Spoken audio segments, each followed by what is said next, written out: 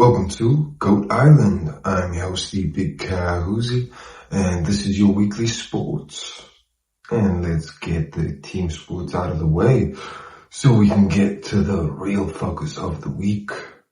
For football, the FIFA World Cup started just over a week ago, and what can we say? It's been shit. I mean, Mamelodi Sundowns being put against Dortmund? Really?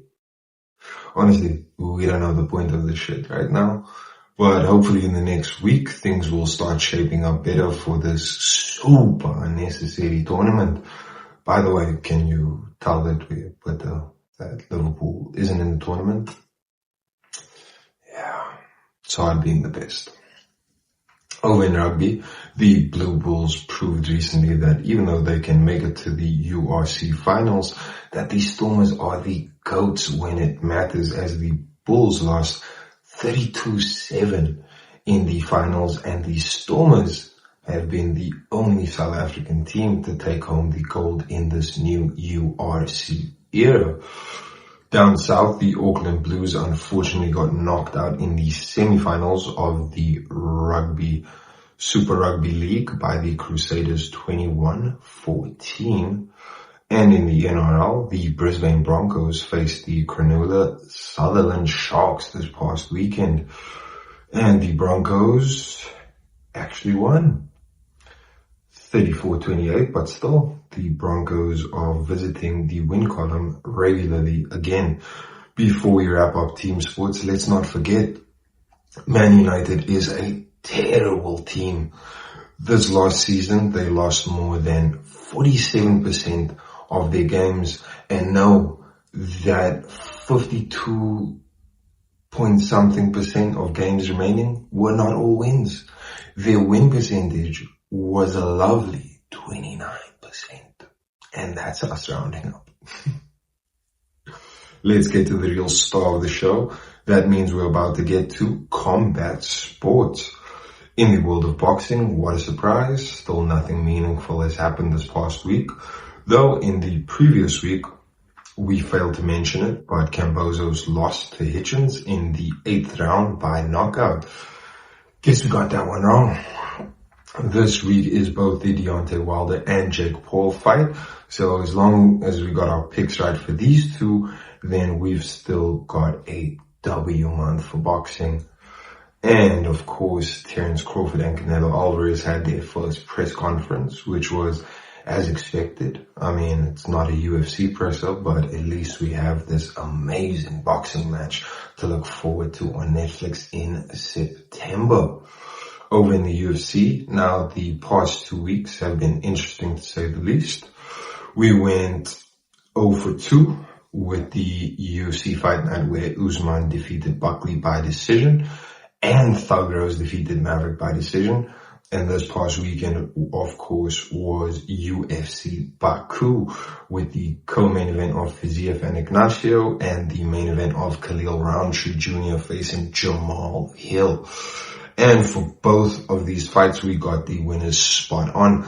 Unfortunately for the Fiziev and Ignacio fight, Ignacio was lucky to escape the second round, with Fiziev being just 5 seconds away from a TKO at the end of the round, but he still pulled off the unanimous decision with a dominant win. In the main event, Khalil picked up the W, as we said, but for some reason, even though he kept dropping Hill, he didn't follow up and let him get back up over and over. Still had an extremely dominant victory, according to the judges' scorecards and us.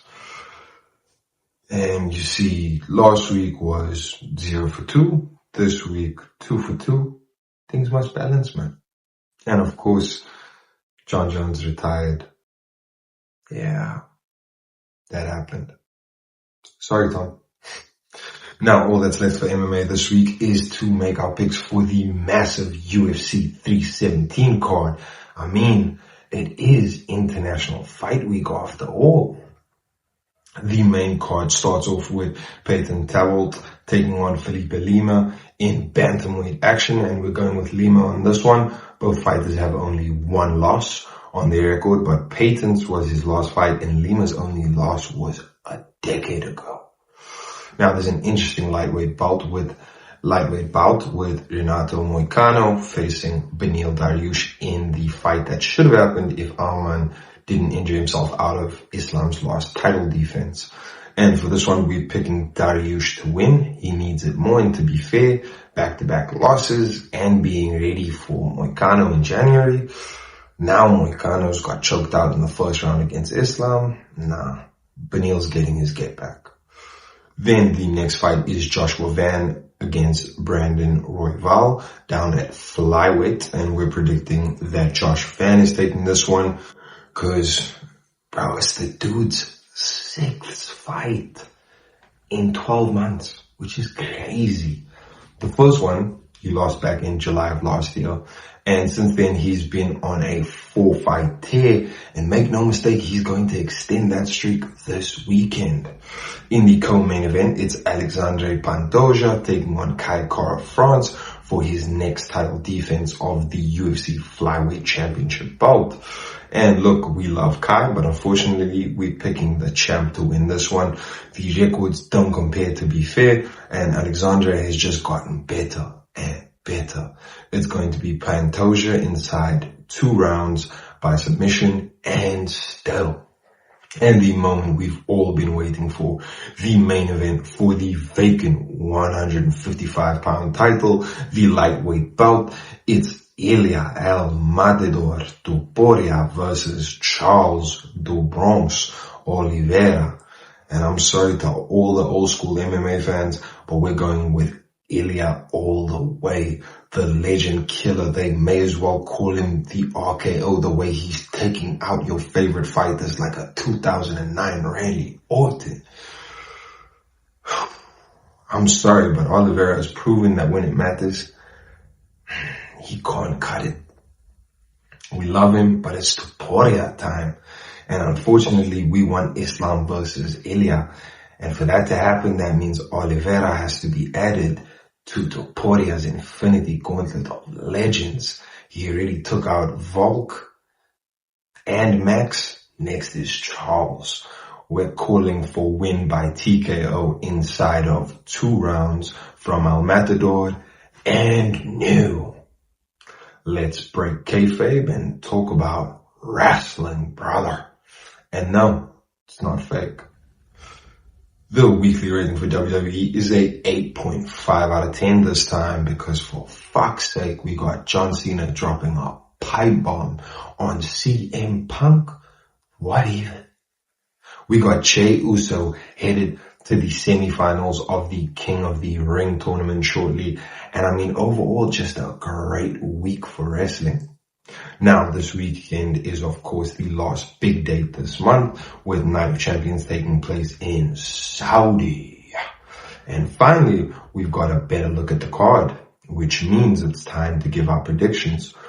Of course, the Night of Champions takes place in Riyadh this Saturday.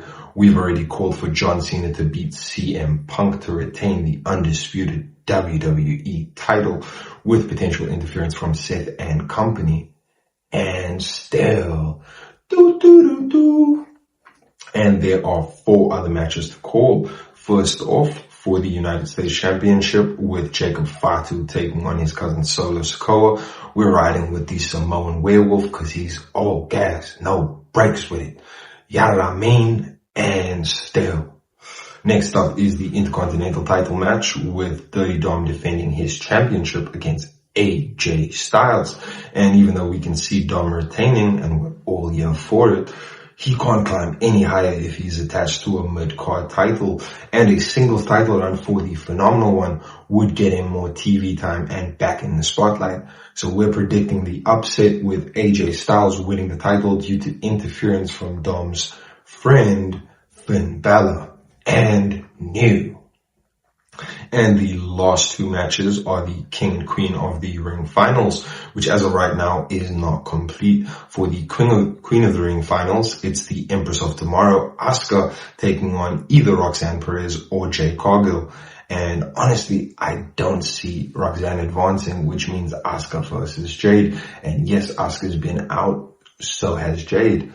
and Jade has more storyline going on at the moment, which means her winning the finals would have more use. And for that reason, we're picking Jade to win if she advances to the finals.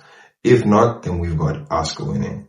And the King of the Ring finals is currently Randy Orton versus either Jey Uso, or Cody Rhodes. And honestly, I doubt they're going to let Jey make it to the finals, which means it will be Legend Killer versus the American Nightmare in the finals. And if it is, it just feels like they have to go with Cody, man. But if somehow Jey makes it to the finals, then of course the Viper's winning it. Just don't tell Rikishi. Over in AEW though, seems like Tony's plan is to, mid-card MJF to raise up the Hurt Syndicate. Better booking, my guy. Better booking. Now listen, I'm gonna be honest, I had a very serious health issue this past week, and yet I still made it to the gym. Why? Because no matter the situation, there's still room for improvement. Why? Ka Huzzi says so. So listen, if you can't lose weight, then this week's tip is keep the same energy you have to complain about it and put that towards being consistent.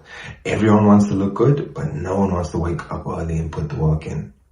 When it comes to putting on that muscle mass, look, tons of things can affect you. Eating, not just what you eat, but when you eat, sleep and rest, recovery, and the weight you're lifting, plus your form. So this week's tip is research what works and have some patience, damn it. Rome wasn't built in a day. Then when it comes to managing time, trust me, I get it. There's only so much time in a day and you have so much to do. But the you want to be doesn't spend time the same way you do right now. So you have to accept that there's going to be changes. Again, just start small so it's easier to maintain. And finally, it's all in your head, dude. It's you versus you.